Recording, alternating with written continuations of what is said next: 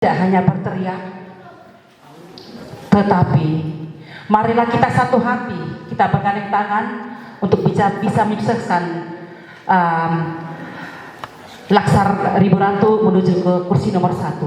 Tidak hanya datang banyak ngomong, tetapi kita kembali, kita berpikir dan bekerja, menggunakan strategi atau cara apa untuk memenangkan hati konstituen atau massa, agar Bapak berdua kita ini bisa maju menuju ke kursi nomor 1. Yang berikut bahwa semua kita yang berada di sini, saya berharap kita tidak berorientasi pada uang semata, tetapi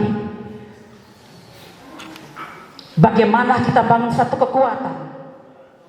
Karena ketika uang merupakan modal utama bagi kita, maka mata kita sudah dibutakan dengan uang, dan kita merupakan apa yang menjadi target kita sebelumnya, yaitu perjuangan memenangkan Laskar Ribu Ratu.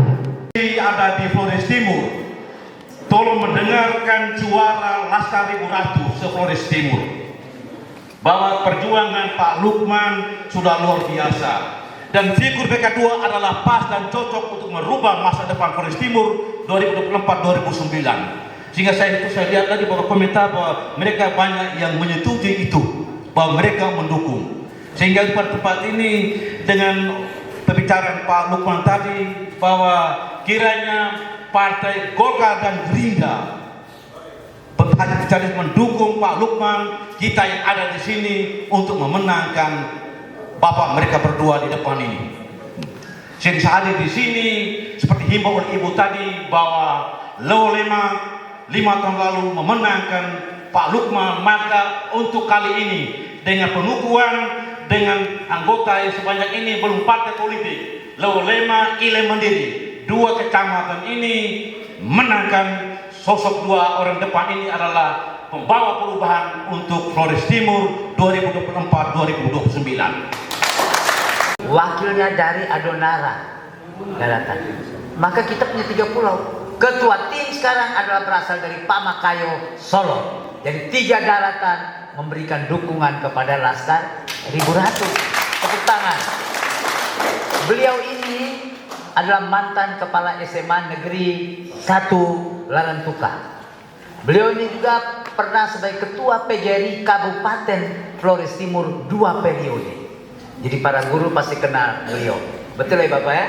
Ketua PGRI 2 periode. Berarti orang yang dipercaya juga oleh para pendidik. Yang berikutnya, beliau ini juga koordinator pengawas Kabupaten Flores Timur. Jadi tidak kaleng-kaleng juga kan? Yang istimewanya apa? Pak Lukman pernah mantan kepala dinas PPO. Pak Saka pernah mantan kepala dinas PPO juga di Lembata. Nah sekarang ketua timnya juga dari kalangan pendidik. Ini berarti yang di atas yang atur. Maka saya guru-guru ini kalau pendidik tidak dukung, guru-guru tidak dukung, ayo rugi benarin. Karena calon bupatinya juga orang pendidik, calon wakil juga begitu, ketua tim juga begitu. Ini 3 tungku yang bagus. Artinya dari sisi geopolitik, peta politik itu tegas. Seorang pemilih yang rasional, dia harus melihat visi misi, dia tidak melihat latar belakang daripada itu. Tapi yang penting kita semua adalah orang Lamaholot. Putra terbaik harus kita tunjuk. Kita melihat itu tadi, visi misi, programnya, latar belakang dan sebagainya. Jangan kita mau menjadi pemilih transaksional. Ada duit abang sayang, tidak ada duit abang melayang. Kita jangan melihat yang berkaitan dengan uang. Uang memang perlu. Tapi kalau seorang calon bupati dia hanya maju begitu dan harus pinjam uang, itu yang merusak. Jadi mama bapak juga cek itu betul ke tidak. Pak Melki kemarin setelah di Balela ada itu muridnya, dia punya staf ahli, itu berasal dari saya punya kampus orang Dayak. Lalu lurah itu punya istri juga orang Dayak, kumpul di situ, lalu dengan saya juga. Lalu dia bikin begini. Ini yang lain saya tahu ini Dayak semua. Tapi waktu saya ke Sintang, kampus besar dan segala macam, saya kira orang Dayak punya, orang Sintang punya, tak tahu orang Nagi yang punya. Lihat Pak Lukman yang punya. Anak yang sekarang S2 yang mendukung Pak Melki untuk dalam urusan administrasi AWL itu tamatan dari kampus saya. Lalu Pak Melki bilang sekarang Pak Lukman mau balik lagi. Ya kita akan mengerti Kita juga nanti sebentar harus bangga. Ini saya selalu harus kumandangkan, kami dua Pak Melki sudah ngomong. Kita juga nanti tidak boleh kalah. Kita akan mempunyai juga seorang pahlawan nasional.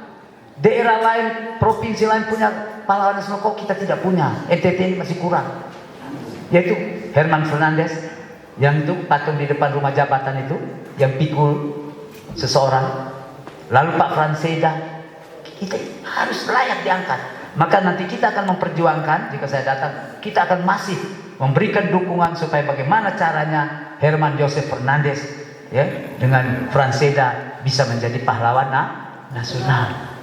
Kebanggaan kita, itu representasi perwakilan dari kita di tingkat nasional. Jadi kalau nanti anak-anak murid mengajar semua, siapa saja pahlawan nasional? Nah nanti kalau bisa disebut, oh Herman Joseph Fernandes, Franseda, kita bangga juga sebagai orang NTT, kita punya pahlawan.